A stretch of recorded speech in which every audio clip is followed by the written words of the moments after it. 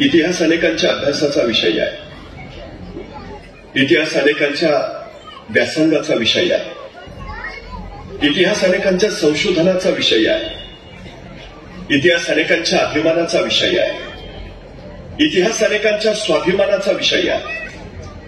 इतिहास अनेकांच्या अस्मितेचा विषय आहे. इतिहास अनेकांच्या प्रेरणेचा विषय आहे. खरं तर इतिहास घडवता येतो, बदलता येतो. डॉक्टर बाबासाहेब आंबेडकरांनी न्यायमूर्ती रानडेंच्या उदारमतवादावर बोलताना इतिहास कसा घडवला जातो याचं विवेचन केलंय. नियतीनं उलगडलेला पट म्हणजे इतिहास. नैसर्गिक आणि भौगोलिक आंतरक्रियेनं जे निर्माण होतं तो इतिहास. किंवा मार्क्स सारखा विचारवंत असं सांगतो की परस्पर विरोधी आर्थिक संबंधांच्या संघर्षात्मक जे निर्माण होतं त्याला आम्ही इतिहास मानतो. तर स्वामी विवेकानंद असं म्हणतात की महापुरुषांच्या चरित्राची मालिका म्हणजे इतिहास. पण डॉक्टर बाबासाहेब आंबेडकर मात्र सांगतात माणसाच्या बुद्धीचा, शक्तीचा, कर्तृत्वाचा अपूर्व संगम म्हणजे इतिहास. इतिहास घडवता येतो, इतिहास नवा निर्माण करता येतो. फक्त सचोटीची आणि प्रामाणिक माणसं हवी जी बुद्धिनिष्ठ असतील आणि समता, स्वातंत्र्य आणि बंधुता या समाज व्यवस्थेवर निष्ठा ठेवत ती समाज घडवण्याचं काम करतील. अशी माणसंच पुन्हा नव्यानं इतिहास घडवतील. 1935 साली येवला येथे भरलेल्या अस्पृश्य परिषदेच्या अध्यक्षपदावर बोलताना डॉक्टर बाबासाहेब आंबेडकर असं म्हणाले की मी हिंदू धर्मात जन्माला जरी आलो असलो तरी मी हिंदू धर्मात मरणार नाही. आणि बघता बघता चोहोबाजूला एक वेगळं आंदोलन चालूच. डॉक्टर बाबासाहेब आंबेडकर याच्या पाठीमागची भूमिका विशद केली. आमचा धर्म म्हणजे बहुमजली इमारत आहे. जो वरच्या मजल्यावर जन्माला येतो तो श्रेष्ठ आणि जो खालच्या मजल्यावर जन्माला येतो तो कनिष्ठ. वरच्या मजल्यावर जायला जिनाच नाही. त्यामुळे वरचा किती भ्रष्ट असला तरी तो श्रेष्ठच राहतो आणि खालचा तळातला कितीही श्रेष्ठ असला तरी तो कायम कनिष्ठच राहून नष्ट होतो. ही सगळ्यात मोठी गोष्ट आहे. माणसाने माणसासाठी निर्माण केलेल्या या कारागृहात मी स्वतः राहणार नाही आणि माझ्या दलित बांधवांना सुद्धा राहू देणार नाही. नवविचारांचा सुरुंग लावून हा तुरुंग फोडून आम्ही बाहेर पडू अशी उद्घोषणा डॉक्टर बाबासाहेब आंबेडकरांनी त्यावेळी केली.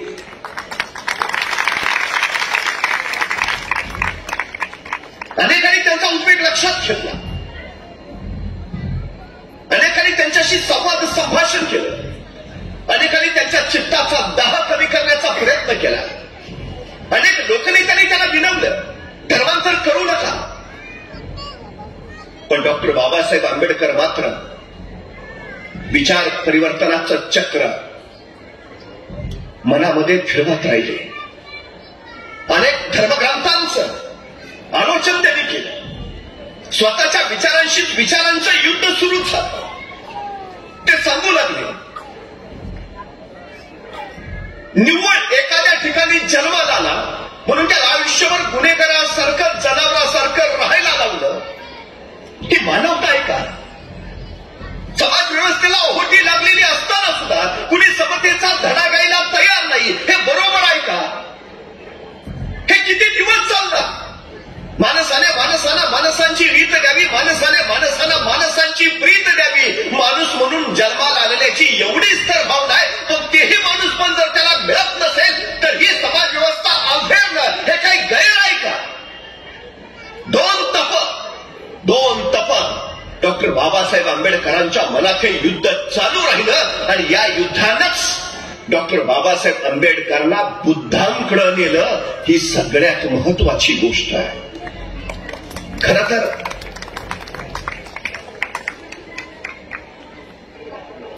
हे जे विश्व कर्तृत्व निर्माण झालं ते निर्माण झालं तरी कसं?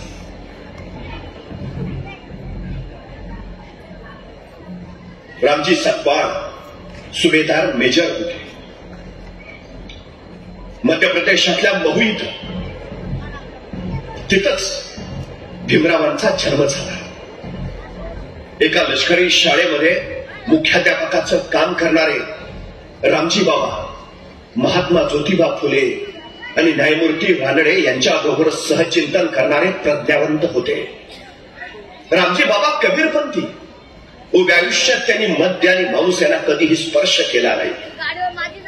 आणि सगळ्यात महत्वाचं डॉक्टर बाबासाहेब आंबेडकरांना तर सुपारीच्या खंडाचं सुद्धा व्यसन नव्हतं. ही सगळ्यात महत्वाची गोष्ट आहे. आपल्या घराचा साधुत्वाचा वारसा सायंकाळच्या सुमाराला आपल्या मुलांना जवळ घ्यावं, त्यांच्यावर संस्कार करावेत, उपासना करून घ्यावी, त्याला कबीराचे दोहे ऐकवावेत. हा रामजी बाबांचा नित्यक्रम होता. खर तर रामजी बाबांच्या पूर्वजांमध्ये हे साधुत्वाचं आकर्षण पहिल्यापासून.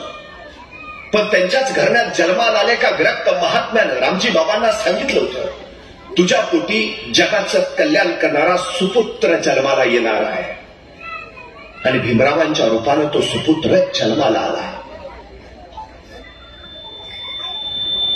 संस्कार आणि घडवणं ही गोष्ट फार महत्वाची असते. डॉक्टर बाबासाहेब आंबेडकर कधी काळी आपल्या जगण्यामध्ये निराश होत, खचल्यासारखं वाटे. त्यावेळी आपल्या पत्नी रमाबाईंना सोबत घेत आणि एका विशिष्ट स्थानी जात, धीरगंभीरपणे तिथं जीवन चिंतन करीत आणि नवचैतन्य घेऊन त्या जागेवरनं परत येत. जिथं त्याला नवचैतन्य मिळायचं ते विशिष्ट स्थान कुठलं होतं, ते तीर्थस्थान कुठलं होतं. डॉक्टर बाबासाहेब आंबेडकर निराश आल्यावर नेमके कुठे जायचे? ते जायचे ते रामजी बाबांचं दहनस्थान होतं. आपल्या पित्याच्या दहनस्थानाजवळ डॉक्टर बाबासाहेब आंबेडकर धीरगंभीर चिंतन करायचे, नवचैतन्य मिळवायचे आणि स्फूर्ती घेऊन तिथून परत यायचे. तीच स्फूर्ती आपल्या लाखो अनुयायांना चैत्यभूमीवरनं आजही बाबासाहेब देत आहेत. ही तीच स्फूर्ती ज्यानं पिढ्यानपिढ्या घडवल्यात. खर तर डॉक्टर बाबासाहेब आंबेडकर आपलं आत्मकथन सांगताना सांगतात, माझे वडील आणि माझं घर जसं धर्मासन होतं तसंच ते विद्यासन सुद्धा होतं. माझ्या वडिलांनी कायम मला सांगितलं, भीमराव, आपण गरीब जरूर आहोत, पण तू विद्वान हो, तू विद्वान हो. माझ्या आयुष्यात माझे 3 गुरु गौतम बुद्ध, महात्मा ज्योतिबा फुले आणि संत कबीर, या तिघांकडनं मी जीवन शिकलो. माझी 3 दैवत आहेत, विद्या, विनय आणि शील. आणि माझ्या आयुष्याचं तत्वज्ञान 3 तत्वात आहे, स्वातंत्र्य, समता आणि बंधुता. हे स्वातंत्र्य, समता, बंधुता कुठल्या राज्यशास्त्रात मिळत नाही, तर ते धर्मात मिळतं. बंधुता आणि मानवता हाच माझा सगळ्यात मोठा धर्म आहे. आणि हाच धर्म आपल्या आयुष्यात डॉक्टर बाबासाहेब आंबेडकर या समाज जीवनामध्ये लोकमानसांपर्यंत पोहोचवत राहिले. हे जगणं होतं तरी कशासाठी?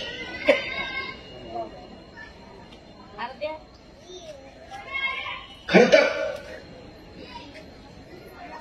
शिक बाबा शिक. परिवर्तन घडवायची ताकद फक्त शिक्षणात आहे. डॉक्टर बाबासाहेब आंबेडकर असं सांगतात की शिक्षण म्हणजे भागिनीचं दूध, जो पील तो भातासारखा गुरगुरल्याशिवाय राहणार नाही. मला माझ्या वडिलांनी तो संस्कार दिला, शिक. बदल घडवायचा असेल, परिवर्तन साधायचं असेल तर शिक. प्रसंगी रस्त्यावरच्या विजेच्या दिव्याच्या खांब्याखाली बसून अभ्यास करणं डॉक्टर बाबासाहेब आंबेडकर अमेरिकेच्या कोलंबिया विद्यापीठापर्यंत पोहोचले.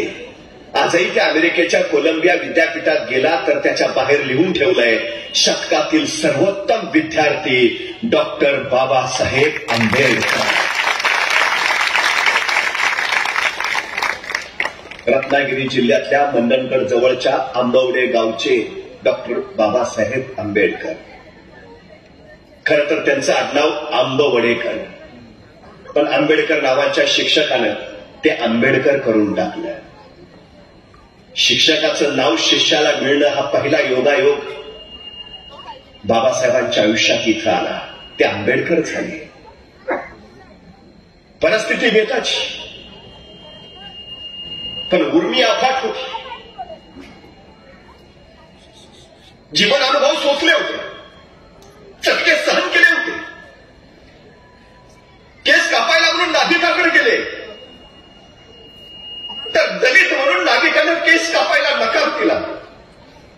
इवल्याशा भीमरावला कळेना माझं काय चुकलंय. तुम्ही सगळ्यांचे केस कापता, माझं का नाही.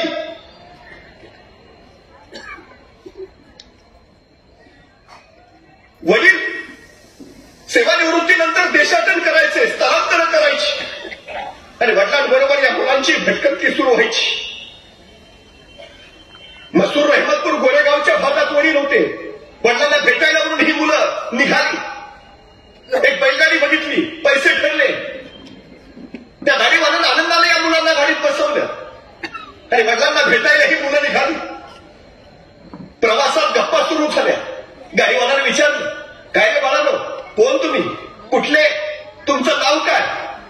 आणि निरागस पोरांनी सगळं खरं खरं सांगितलं. त्या गाडीवाल्याला कळालं नाही. जागच्या जागी गाडी थांबली. खाली उतरा. गाडी पाठवून टाकली माझी. खाली उतरा.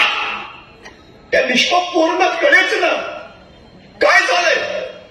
अर्ध्या वाटेतून आम्ही कसे जाणार, कुठे जाणार, आम्हाला काहीच माहिती नाही. गाडीवान म्हटला, पहिले खाली उतरा. ही पोरं खाली उतरली. गाडीवान म्हटला, आता मलाही गाडीत बसता येणार नाही, मलाही चालतच जावं लागेल. भाटवून टाकली गाडी माझी. तो गाडीवान चालत चालत गाडी घेऊन त्यांच्या डोळ्यासमोरून निघून गेला. त्या पोरांना कळेना काय चुकलंय आपलं, का उतरवलं तिने आपल्याला गाडीतून. हुशार होते भीमराव. वर्गात शिक्षकांनी विचारलं, हे गणित कुणाला सोडवता येईल का. छोटे भीमराव उभा राहिले, मी सोडवतो. गुरुजी म्हणले, ये हा खडू घे आणि फळ्यावर ते गणित सोडवून दाखव. छोटा भीमराव आनंदानं फळ्याकडे निघाला. तो जसा फळ्याकडे निघाला, सगळ्या वर्गात त्या पोरांनी कंटाळा सुरू केला. नाही नाही नाही. त्या गुरुजींना काय कळलं, काय झालं. गुरुजी, त्या फळ्याच्या मागे आमचे जेवणाचे डबे आहेत.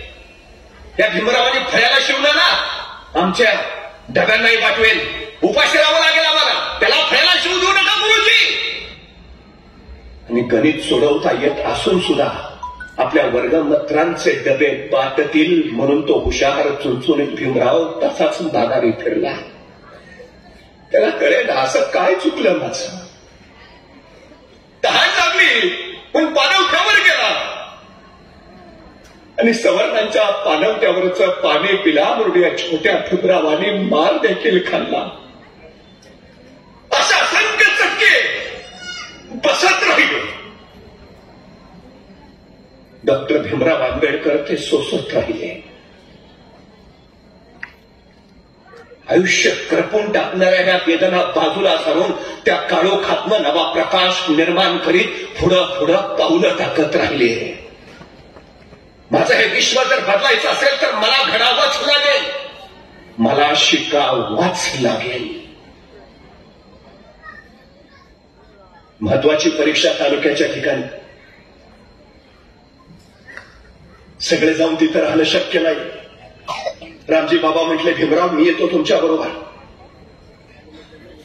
तुम्हाला जेवण तयार करून द्यायचं काम माझं, तुम्ही फक्त अभ्यास करा. रामजी बाबांनी भीमराव दोघेच तालुक्याला गेले. भीमराव अभ्यास करायचे तर रामजी बाबा जेवण बनवायचे. एके दिवशी परीक्षा देऊन भीमराव परत आला. रामजी बाबा म्हणाले, भीमराव जेवून घ्या आणि सरळ अभ्यासाला बसा. भीमराव जेवायला बसले.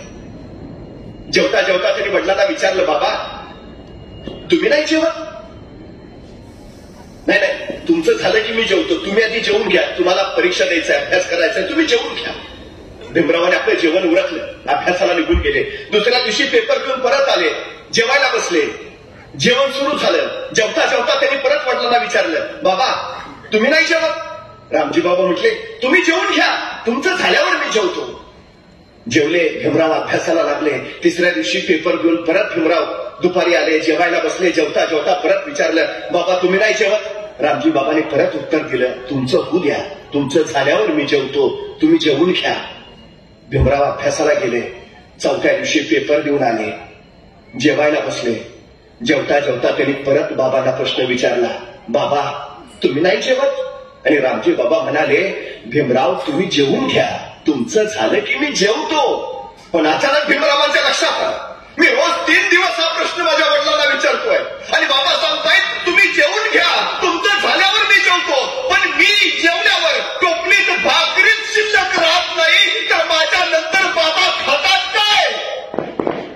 तिने रामजी बाबांना विचारलं, बाबा मी रोज विचारतोय, तुम्ही सांगताय तुमचं झाल्यावर मी जेवतो, पण बाबा माझं जेवण झाल्यावर टोपलीत भाकरीच शिल्लक राहत नाही, तर माझ्या नंतर तुम्ही खाता काय? तुम्ही जेवता काय? तुम्हाला भूक नाही का लागत? तसे रामजी बाबा म्हटले, भीमराव माझी भूक या भाकरीनं भागणार नाही. तुम्ही एवढे मोठे व्हा की तुमचं मोठेपण बघूनच माझं पोट भरेल. भीमराव एवढे मोठे व्हा. रामजी बाबांची भूक होती भीमरावांनी मोठं व्हावं, खूप मोठं व्हावं की त्यांच्या त्या मोठेपणाकडे बघत अभिमानाला भरून यावं. ही भूक रामजी बाबांची होती. आपल्या पित्याची ती भूक प्रचंड विलक्षण व्यासंग करून भीमराव पूर्ण करत होते.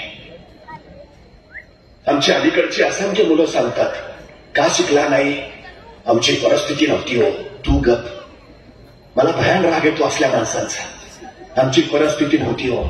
परिस्थिती माणसाला घडवती नाही, परिस्थिती माणसाला बिघडवती नाही. माणूसच परिस्थिती घडवतो आणि माणूसच परिस्थिती बिघडवतो. ही सगळ्यात मोठी वस्तुस्थिती आहे. अहो डॉक्टर बाबासाहेब आंबेडकरांची तरी परिस्थिती कुठं होती, पण ते शिकले ना.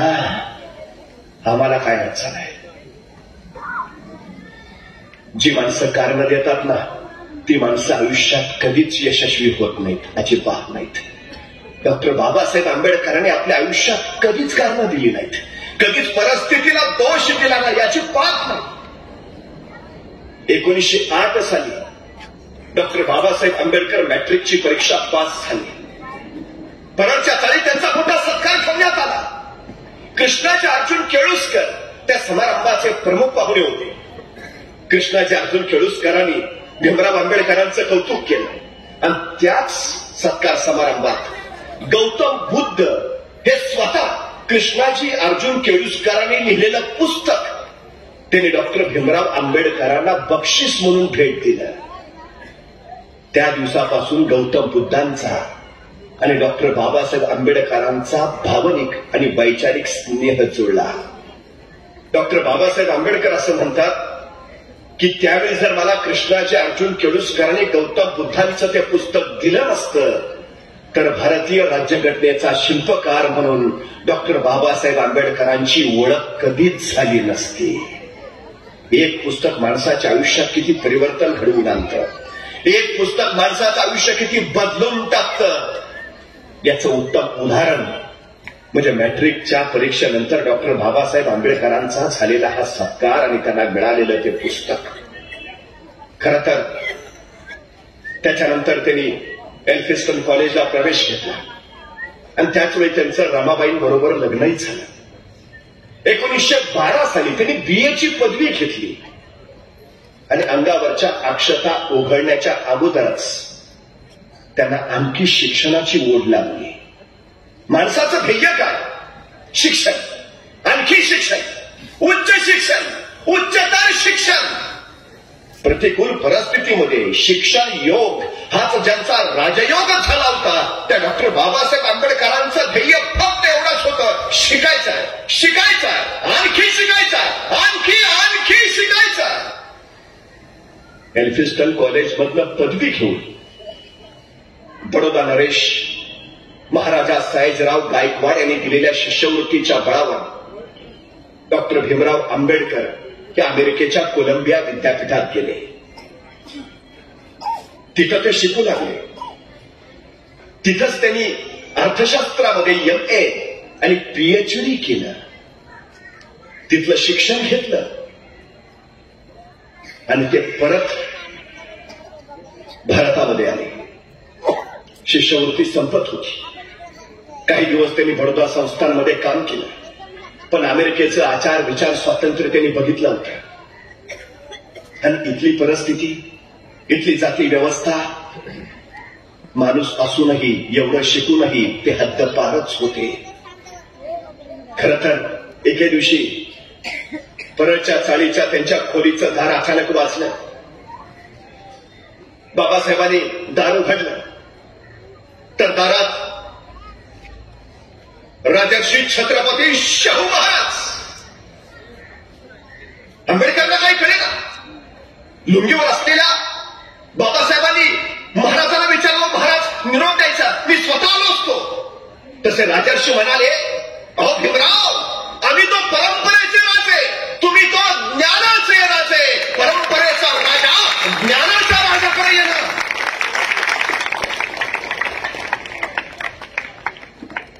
राजर्षी शाहू महाराजांनी डॉक्टर बाबासाहेब आंबेडकरांचं अभिनंदन केलं.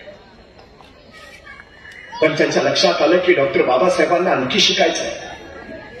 नवल भुतेना, ये हितचिंतक आणि राजर्षी शाहू महाराज यांनी केलेल्या मदतीच्या बळावर डॉक्टर बाबासाहेब आंबेडकर लंडन विद्यापीठामध्ये गेले. या लंडन विद्यापीठामध्येच त्यांनी LLD ची पदवी घेतली. बॅरिस्टरची पदवी सुद्धा तिथंच त्याला मिळाली. आणि त्याच्यानंतर ते परत आले. सिडनहॅम महाविद्यालयामध्ये प्राध्यापक म्हणून काम करायला लागले. त्याच्यानंतर मुंबईच्या विधी महाविद्यालयात 1928-29, 34-35 आणि 1935 पासून 1938 पर्यंत मुंबईच्या विधी महाविद्यालयाचं प्राचार्य म्हणून त्यांनी काम केलं. खर तर डॉक्टर बाबासाहेब आंबेडकर आज हयात असते, त्यांच्या घरावर त्यांच्या नावाची पाटी असते, तर त्यांच्या नावाखाली किती पदव्या असत्या. डॉक्टर बाबासाहेब आंबेडकरांनी एकूण 32 पदव्या मिळवल्या. 32. LA Columbia, PhD Columbia, DSc London, LLD Columbia, DLiT Osmania आणि बार ॲट लॉ कोलंबिया. एक माणूस आपल्या आयुष्यात किती पदव्या मिळवू शकतो? 32 पदव्या डॉक्टर बाबासाहेब आंबेडकरांनी मिळवल्या. 32 पदव्या. त्यांनी स्पष्टपणे आपल्या चिंतनात सांगितलं, समाजमन बदलायचं असेल, समाजाची व्यवस्था बदलायची असेल, तर शिक्षण ही अत्यंत महत्वाचीच गोष्ट आहे. आपल्या दलित बांधवांनी आपल्या मुलांना शिकवावं, हा त्यांचा कायम अट्टहास राहिला. आणि यासाठीच त्यांनी छत्रपती संभाजी महाराज नगर इथं मिलिंद महाविद्यालय, नागसेन वन आणि मुंबईमध्ये सिद्धार्थ महाविद्यालय उभारली. डॉक्टर बाबासाहेब आंबेडकरांनी केलेल्या शैक्षणिक कर्तृत्वाच्या या पताका आहेत. प्रत्येक मुलानं शिकलं पाहिजे यासाठी त्यांनी उभारलेली ही विद्यापीठं आहेत. एक साधा विषय, आपण सुद्धा घर बांधतो. घर बांधलं की आपल्या घरावर आपल्या नावाची पाटी लिहितो. मला सांगा, आपल्या नावाच्या पाठीवर आपल्या नावाच्या खाली आपण काय लिहितो? 100 एकर बागायतदार. आपल्या नावाच्या खाली आपण काय लिहितो? 80 तोळे सोन्याचे मालक. आपल्या नावाच्या खाली आपण काय लिहितो? 4 कंपन्यांचे मालक. नाही, पाटी नावाची लावली तर आपल्या नावाखाली आपण किती शिकलोय ती पदवी लिहितो. आपलं शिक्षण आपल्या नावाला किंमत देतं. आपल्या नावाची किंमत आपल्या शिक्षणानं वाढते. डॉक्टर बाबासाहेब आंबेडकर सांगतात, शिक्षण ही इतकी महत्वाची गोष्ट आहे. राजगृह नावाचं त्यांनी बांधलेलं घर राजवाड्यापेक्षा कमी नव्हतं, पण या आलिशान राजवाड्यामध्ये 3 गोष्टी अत्यंत साध्या होत्या. एक, त्यांची स्वतःच्या अभ्यासाची खोली. 2, स्वयंपाकघर. आणि 3, त्यांची झोपण्याची खोली. ह्या झोपडीसारख्या गोष्टी होत्या. त्यांची स्वतःची खोली झोपडीसारखी, पण दिवाणखाना ऐश्वर्य संपत्तीच्या अफाट लूट केलेला, रंगबिरंगी झुमरा लावलेला, क्षणाक्षणा उंची अस्तर फवारला गेलेला, थोई कारंजे उठणार, इतकं देखणं ऐश्वर्य की बघावं बघतच राहावं. अनेक जण बाबासाहेब आंबेडकरांच्या त्या राजगृहात जायचंय आणि तो बदल बघायचे. हे इकडे इतकं ऐश्वर्य आणि स्वतः बाबासाहेबांची खोली झोपडीसारखी, स्वयंपाकघर झोपडीसारखं. कुणीतरी विचारायचं हे असं का?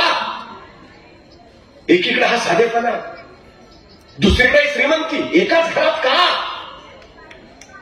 तुम्ही स्वतः झोपडीसारख्या खोलीत राहता आणि तुमचा दिवाणखाना मात्र ऐश्वर्य संपन्न. डॉक्टर बाबासाहेब आंबेडकर सांगायचे, मी ज्या परिस्थितीतनं आलो त्या परिस्थितीची जाणीव मला कायम राहावी आणि माझ्या हजारो बांधव अजून त्याच गरिबीत खितपत पडलेत ते माझ्या चिरंतन स्मरणात राहावं म्हणून मी झोपडीसारख्या खोलीत राहतो. आणि हा दिवाणखाना हे ऐश्वर्य. ज्यावेळी माझे दलित बांधव या दिवाणखान्यात येतील, हे ऐश्वर्य पाहतील, त्यावेळी त्यांना कळेल आपल्यातलाच एक शिक्षणाच्या बळावर किती अफाट ऐश्वर्याचा धनी होऊ शकतो. त्यांना आत्मप्रत्ययाची स्फूर्ती यावी म्हणून हे ऐश्वर्य. शिक्षणाच्या बळावर आपण काय मिळवू शकतो हे त्यांना कळावं म्हणून हे ऐश्वर्य. आपल्या प्रत्येक कृतीत डॉक्टर बाबासाहेब आंबेडकरांनी आपल्या समाजावर संस्कार केला, एक सतत संदेश दिला, सतत अभ्यास केला. 14 एप्रिल 1891 बाबासाहेबांचा जन्म झाला आणि 6 डिसेंबर 1956 त्यांचं महापरिनिर्वाण झालं.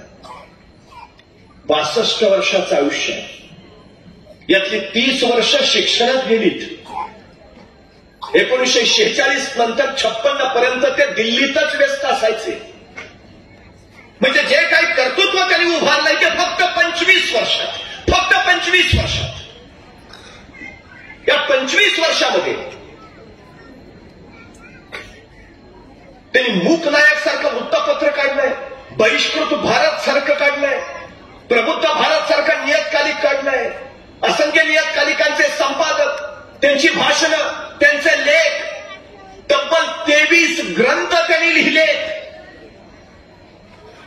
जागोजागी परिषदा आहेत, सतत प्रवास आहे. मला कधी कधी प्रश्न पडतो, आजच्या आमच्या नेत्यांकडे विमान आहेत, हेलिकॉप्टर आहेत, त्या काळात बाबासाहेबांकडे काय होतं? खडबडीत रस्ते, महाराष्ट्रातल्या नव्हे तर देशातल्या गावकुसा बाहेरच्या त्या कोंदट वस्त्या जिथं आपले समाज बांधव राहत आहेत, त्या समाज बांधवांपर्यंत बाबासाहेब पोहोचले. ना फोन होते, ना फेसबुक होता, ना व्हॉट्सअप होतं. मग बाबासाहेबांच्या सभेचे निरोप कसे मिळायचे आणि लाखोनी माणसं कशी जमायची? हे फक्त 25 वर्षात केलं, फक्त 25 वर्षात. कुठली साधनं नसताना, माध्यमं नसताना, एका शब्दावर सगळा समाज उभा राहायचा. केवढा अफाट कर्तृत्व आहे, किती विलक्षण.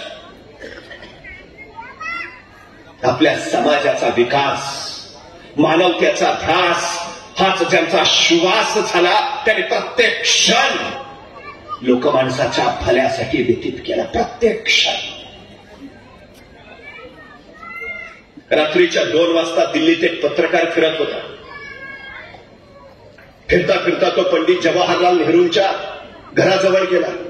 दिवे मालवलेले, पंडितजी शांत झोपलेले. नंतर तो मौलाना आझादांच्या घरापुढे गेला. दिवे मालवलेले, आझादही झोपलेले. नंतर तो सरदार वल्लभभाई पटेलांच्या घरापुढे गेला. पटेलही झोपलेले, दिवे मालवलेले. आणि रात्रीच्या 2:30 वाजता तो डॉक्टर बाबासाहेब आंबेडकरांच्या घराजवळ आला तर दिवे सारे चालू. त्यानं उत्सुकतेने खिडकीत नात डोकावून बघितलं तर 2:30 वाजता डॉक्टर बाबासाहेब आंबेडकर मेजापाशी बसून काहीतरी लिहित असलेले. तो आत गेला. त्याने बाबासाहेबांना विचारलं, मी नेहरूंच्या घरी गेलो, दिवे मालवलेत, ते झोपलेत.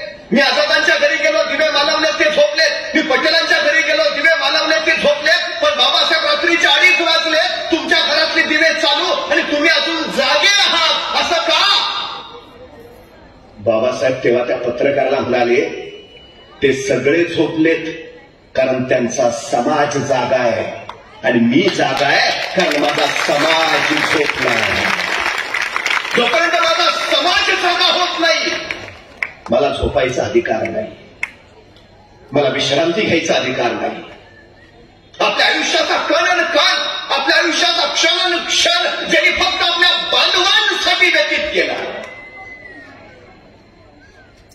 आम्ही महामानव त्यांना मानितो ते त्यासाठी. हे विलक्षण आणि अफाट कार्य त्यांनी करून ठेवलं. चेतना जागृत केल्या, मन जागृत केली, माणसं जागी केली. गुलामाला आपण गुलाम असल्याची जोपर्यंत जाणीव होत नाही तोपर्यंत तो गुलामीच्या विरोधात उभा राहत नाही. जाणीव करून दिली डॉक्टर बाबासाहेब आंबेडकरांनी, जाणीव करून दिली प्रत्येकाला. किती अभ्यास केला असेल, किती व्यासंग केला असेल,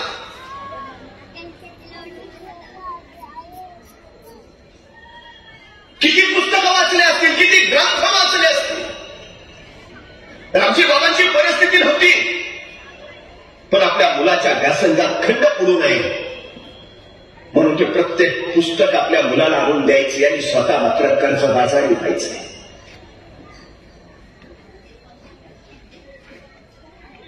अखंडपणे वाचन चालू आहे.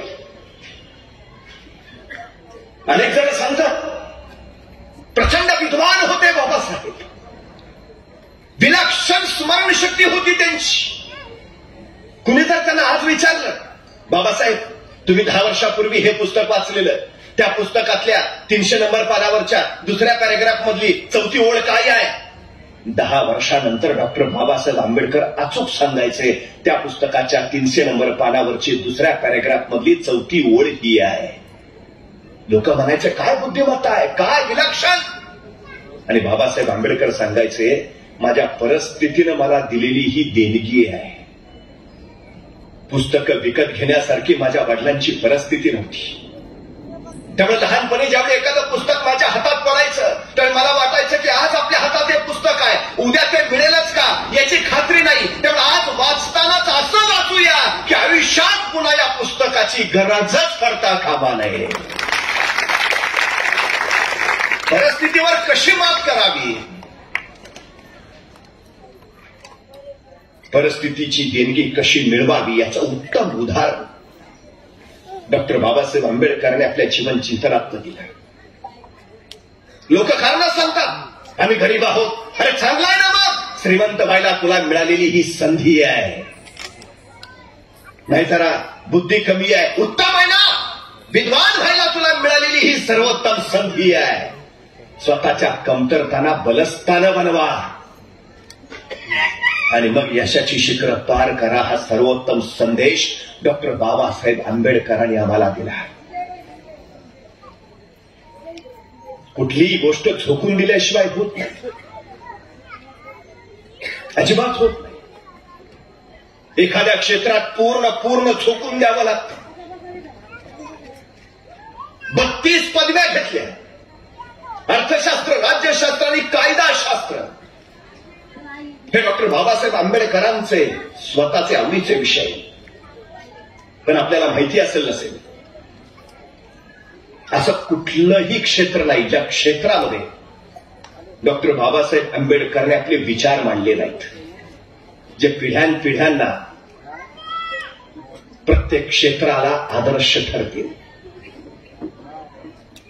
ही सगळ्यात महत्वाची गोष्ट आहे.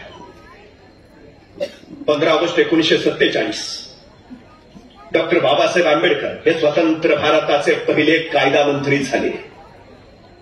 1948 त्यांनी भारतीय राज्यघटनेचा मसुदा लोकसभेपुढे सादर केला.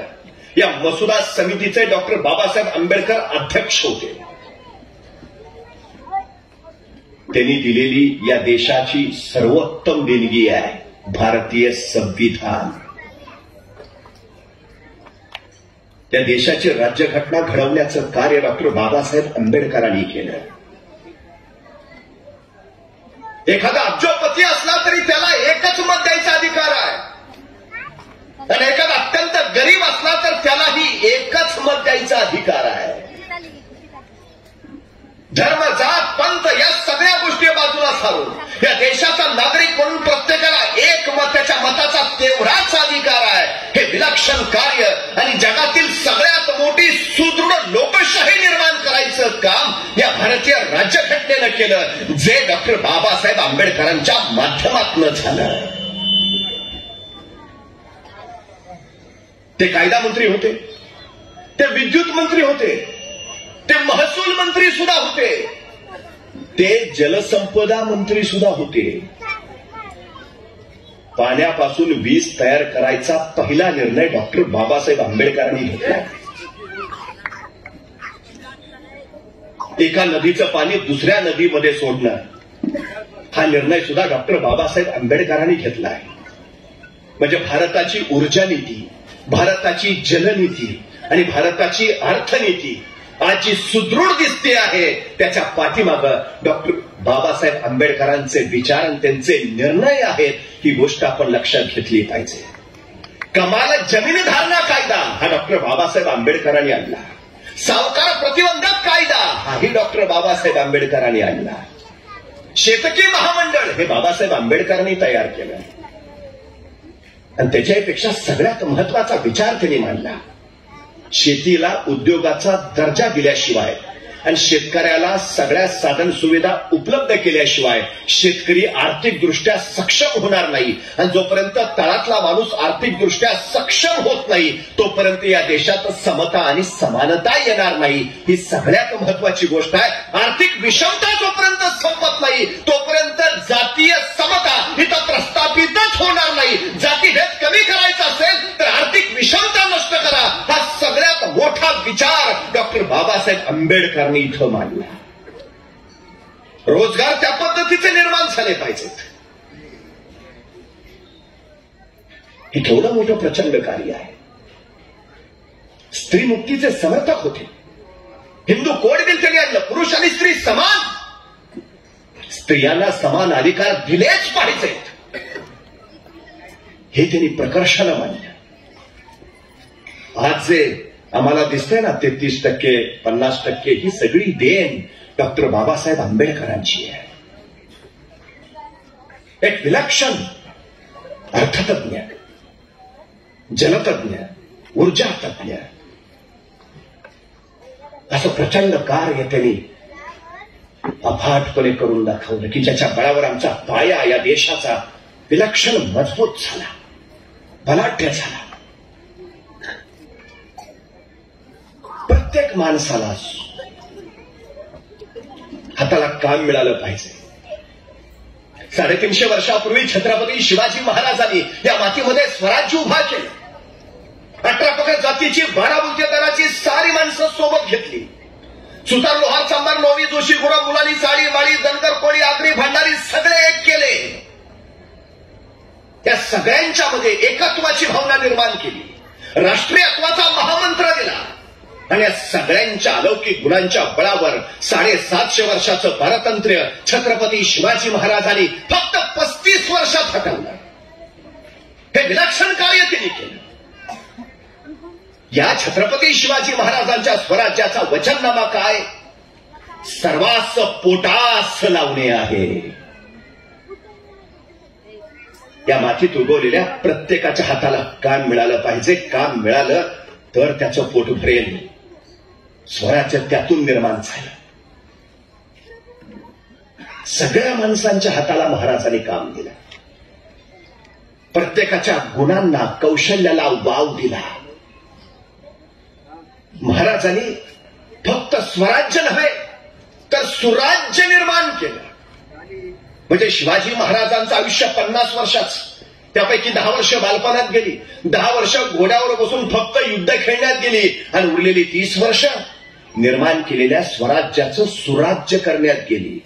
स्वराज्य म्हणजे माझं राज्य आणि सुराज्य म्हणजे लोककल्याणकारी राज्य, जिथं स्वातंत्र्य, समता आणि बंधुता आहे. 350 वर्षापूर्वी शिवाजी महाराजांनी फक्त राजकीय लोकशाही नव्हे तर सामाजिक लोकशाही सुद्धा निर्माण केली. आणि म्हणूनच डॉक्टर बाबासाहेब आंबेडकर आपल्या प्रत्येक पत्राची सुरुवात जय शिवराय लिहायचे आणि मग खाली लिहायला सुरुवात करायची.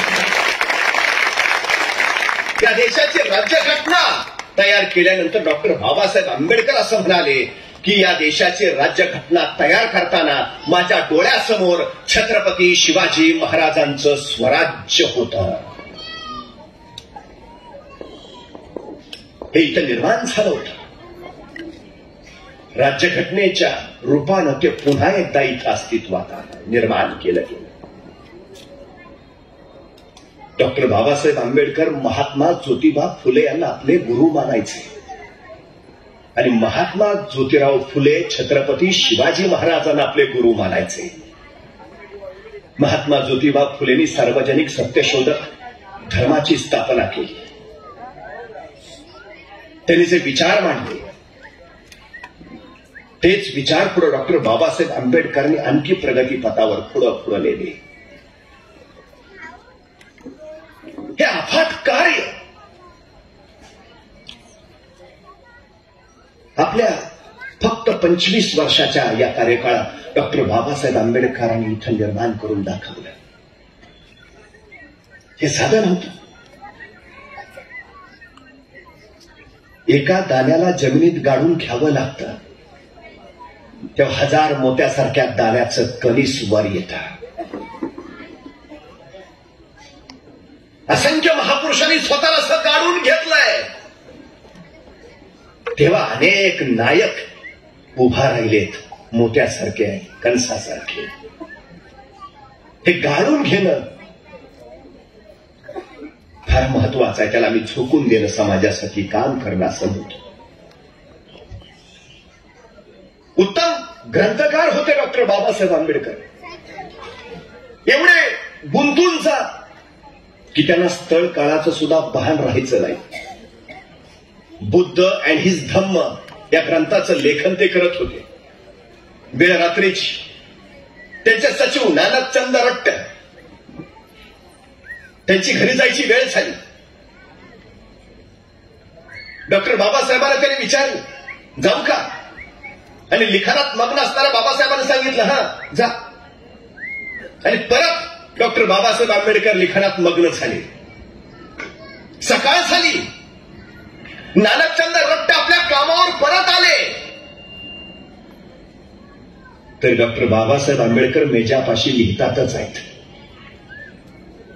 नानकचंदांनी सांगितलं साहेब साहेब, आणि लिहिता लिहिता बाबासाहेबांनी मागं वळून बघितलं.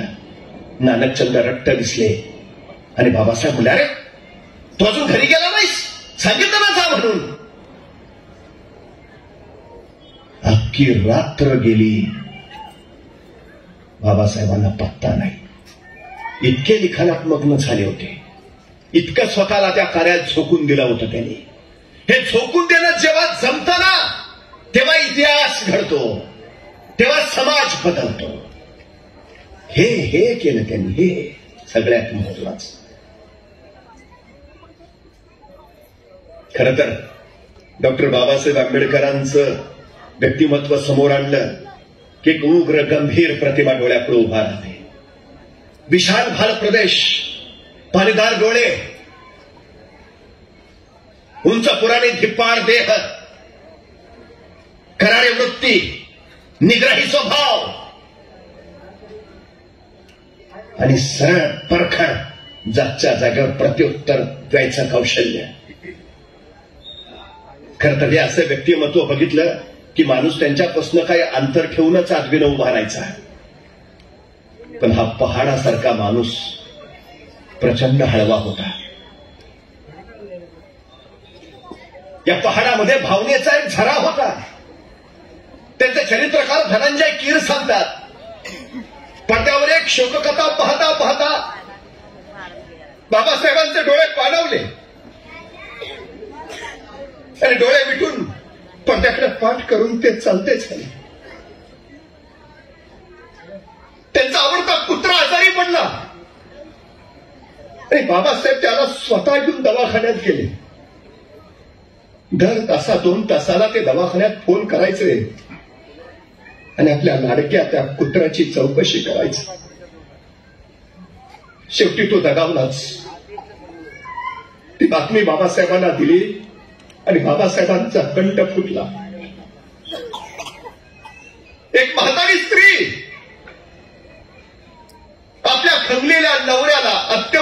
असलेल्या नवऱ्याला दवाखान्यात कुणी घेत नाही म्हणून अर्ध्या रात्री बाबासाहेबांच्या घरी आली. त्यांना झोपेतनं उठवलं. तिने बाबासाहेबांचे पाय धरले. माझ्या नवऱ्याला कुणी दवाखान्यात दाखल करून घेत नाही बाबासाहेब. आणि भारतीय राज्यघटनेचा हा शिल्पकार अर्ध्या रात्री त्या माऊली बागोबाग तिच्या पतीला दवाखान्यात दाखल करायला निघाला. दवाखान्यात जाऊन त्यांनी त्याच्या पतीला दवाखान्यात दाखल केलं. डॉक्टरांना सूचना दिल्या आणि मग हा महामानव परतला. 1926 साली त्यांचा लाडका मुलगा राजारत्न निधन पावला आणि आपल्या लेकाचा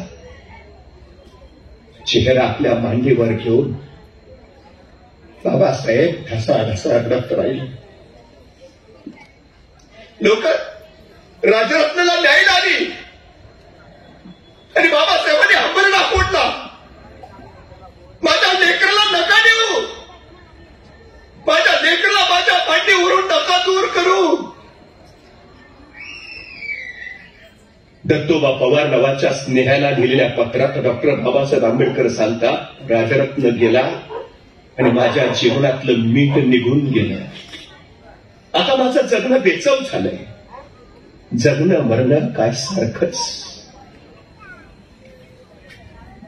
एक हळवा पिता अनेकांनी त्यावेळी बघितलं. उत्कट भावना असलेला हा पुरुष श्रेष्ठ आयुष्यभर फक्त समाजाच्या हितासाठी, समाजाच्या कल्याणासाठी कार्य करत राहिला. त्यांना कळून चुकलं. आपला अंतकाळ आता जवळ आलाय आणि त्यांना जाणीव झाली. गावकुसाबाहेर राहणाऱ्या माझ्या जनावरासारखं चिन्ह जगणाऱ्या माझ्या समाज बांधवांसाठी एक धर्मछत्र उभारलं पाहिजे. त्यांच्या हक्काचं एक आश्रयस्थान निर्माण केलं पाहिजे. नाहीतर माझ्या पश्चात हा सवर्ण समाजाला समतेनं ममतेनं वागवणार नाही. आणि म्हणूनच त्यांनी निर्णय घेतला. 14 ऑक्टोबर 1956 आपल्या पत्नीसह महास्तवीर चंद्रमणी यांच्याकडून त्यांनी बौद्ध धर्माची दीक्षा घेतली. 15 ऑक्टोबर 5 लाख दलित बांधवांना सोबत घेऊन त्यांनी बौद्ध धर्माची दीक्षा घेतली. अनेकांना हे धर्मांतर वाटलं. एका घरातून दुसऱ्या घरात जावं, एका गावातून दुसऱ्या गावात जावं, पण हे तसं नव्हतं. डॉक्टर बाबासाहेब आंबेडकरांनी परिवर्तनाचं युग सुरू केलं होतं. त्यांनी गौतम बुद्धांचा धम्म स्वीकारला होता.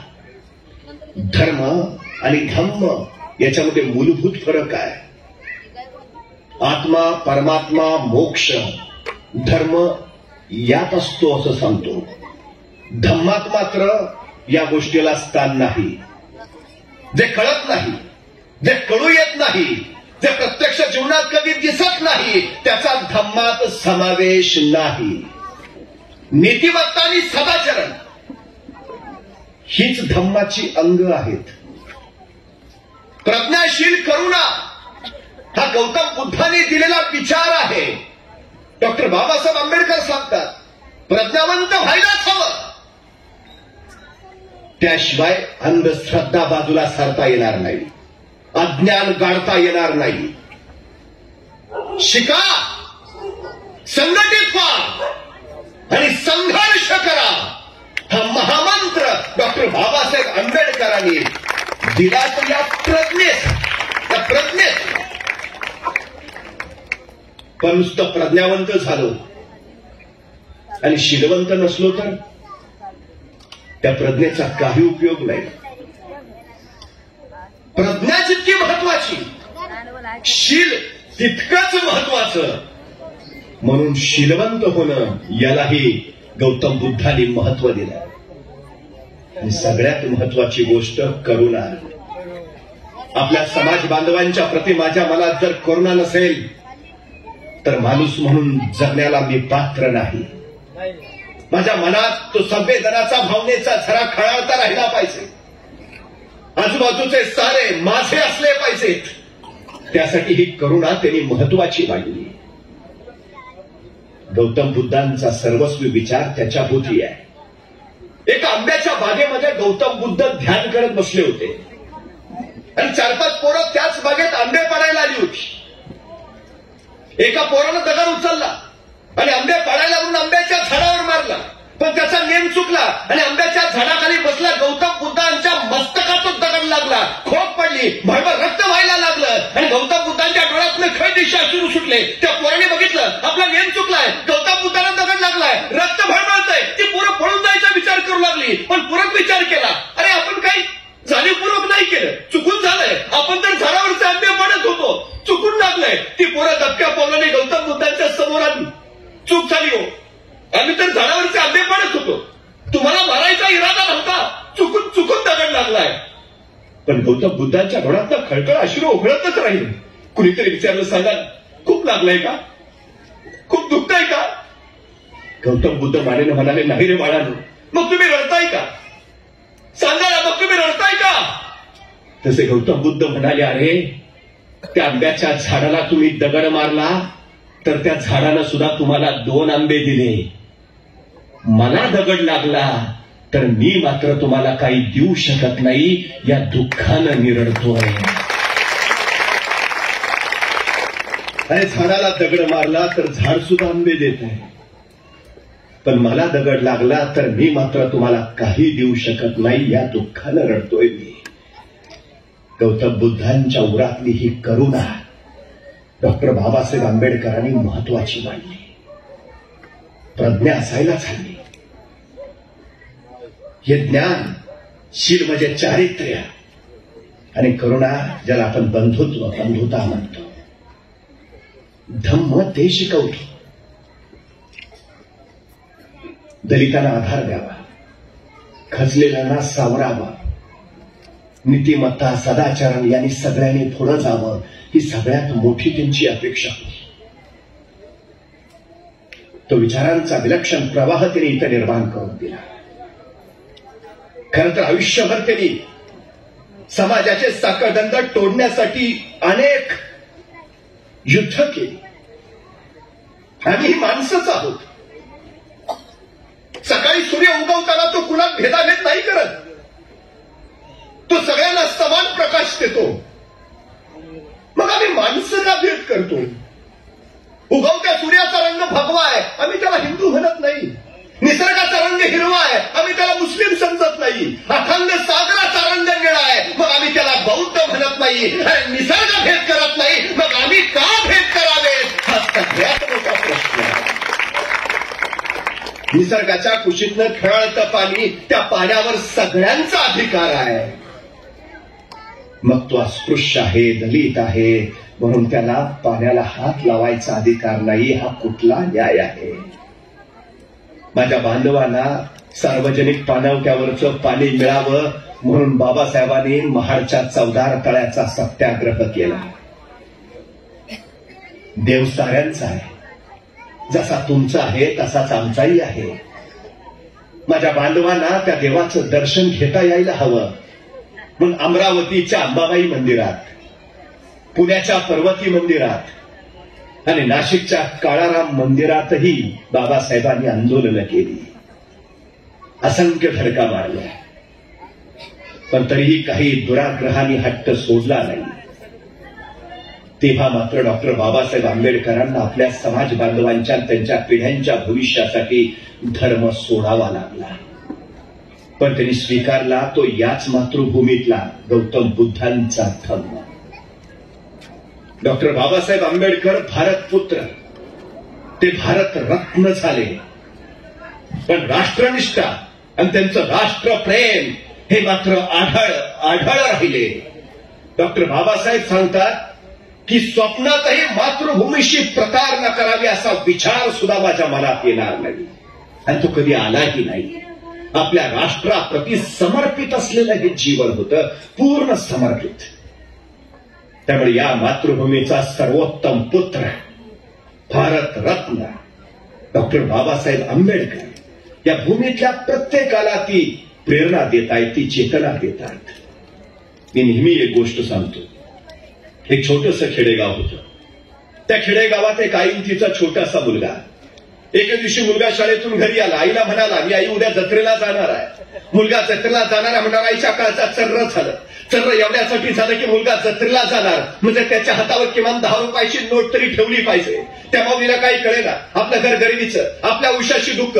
पोरला जत्रेसाठी 10 रुपये द्यावे कुठून, ते आणावे कुठून. ती रात्रभर विचार करत राहिली. उत्तर सुचलं नाही. सकाळ उठली, दिवळीतलं खुरपं घेतलं आणि दुसऱ्याच्या शेतात ती खुरपायला भांगलायला गेली. दिवसभर खुरपणं भांगलनं केलं. दिवसभर राब राबली, काबाड कष्ट केले. संध्याकाळी रोजगाराचे पैसे हातावर पडले. तर प्रसन्न मनानं घरी आली. आता विश्वास होता माझ्या पोराला जत्रेसाठी 10 रुपयाची नोट देता येईल. पोरग शाळेतून घरी आलं. आईला म्हणालं, आई संध्याकाळी लवकर झोपतो, मला पहाटे लवकर उठव, लवकर जत्रेला जायचंय. मुलगा झोपी गेला. पहाटे लवकर उठला. आईला उठवलं. आईला सांगितलं, लवकर भाकरी टाक, मी आंघोळ करून येतो. आई चुली पुढे गेली. पोरगा आंघोळीला गेला. लालबुंदा फुलेल्या निखऱ्यावर आईनं भाकरी भाजायला सुरुवात केली. त्याच लालबुंदा निखऱ्यावर तिनं दुधाचं पातेलं ठेवलं. तोपर्यंत पोरगा आंघोळ करून परत आलं. ताटावर येऊन बसलं. आईला सांगितलं, आई लवकर वाढ, उशीर होतोय. आईनं लालबुंदा फुलेल्या निखऱ्यावरची भाकरी काढली, मोडली दुमडली, पोराच्या थाळीत टाकली. तोपर्यंत पोराच्या वेळी घुमली. आई लवकर वाढ, उशीर होतोय. आईनं इकडे तिकडे बघितलं. लालबुंदा फुलेल्या निखऱ्यावरचं दुधाचं पातेलं सुद्धा गरमागरम लालबुंद झालं होतं. उचलायला काहीतरी हवं होतं पण सापडत नव्हतं. पोराच्या वेळी घुमत होती. आई लवकर वाढ, उशीर होतोय. शेवटी त्या मौलीनं विचार नाही केला.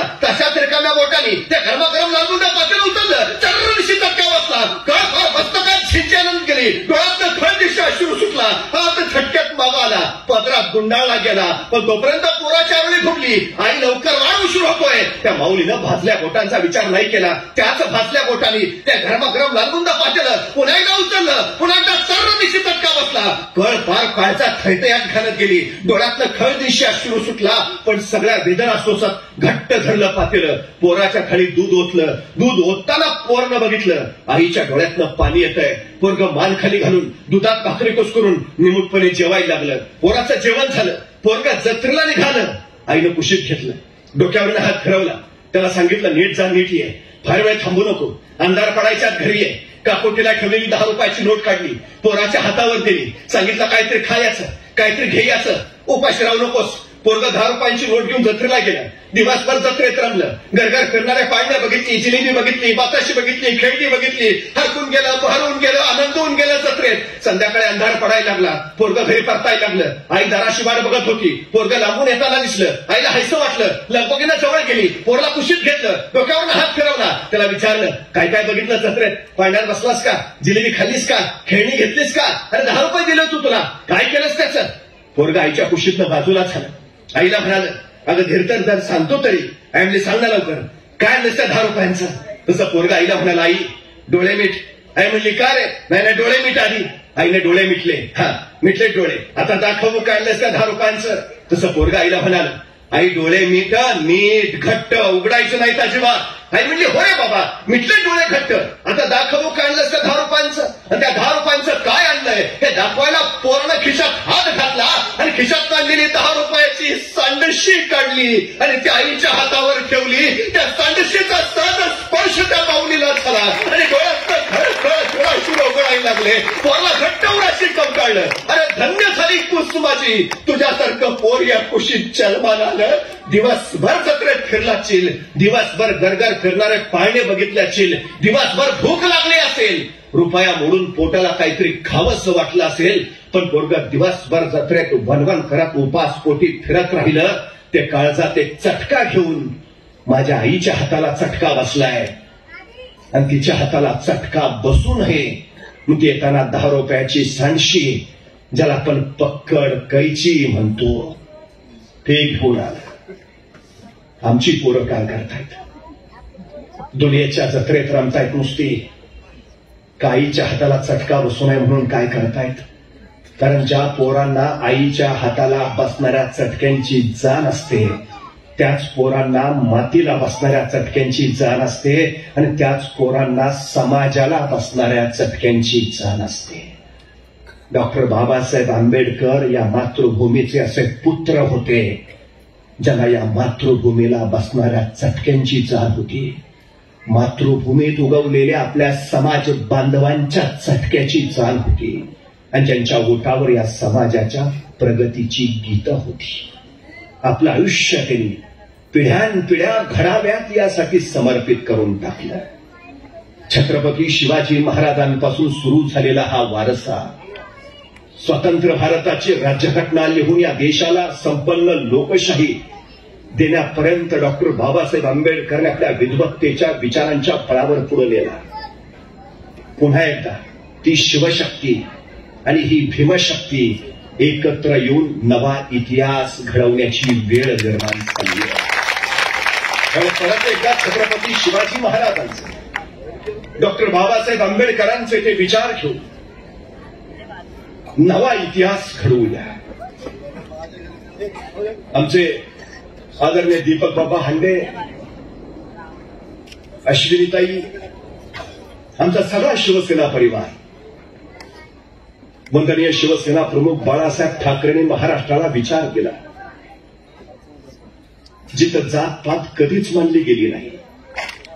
महाराष्ट्राला शिवशक्ती भीमशक्तीची पहिली साथ वंदनीय बाळासाहेब ठाकरे यांनी घातली.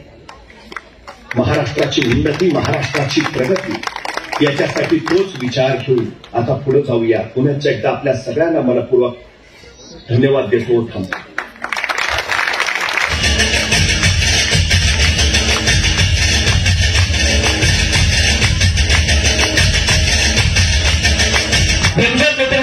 सर्व सहकाऱ्यांना विनंती करतो की आपण या ठिकाणी आदरणीय शिवविख्याते नितीनजी बारगडे पाटील यांचं संविधानाची प्रत आणि धर्मदीक्षा देऊन या ठिकाणी आपण स्वागत करणार आहोत. त्यामुळे मी सर्व सहकाऱ्यांना विनंती करतो, संतोष दिवशी आपल्याला विनंती करतो आपण व्यासपीठावर यायचं. पंचायत मंत्रिमंडळाचे अध्यक्ष सचिन जोगळेकर, गणपतजी गायकवाड, मंगेशजी कल्लाग, राहुलजी भद्रिके या सर्वांना, किशोरजी ससाने या सर्वांना विनंती करतो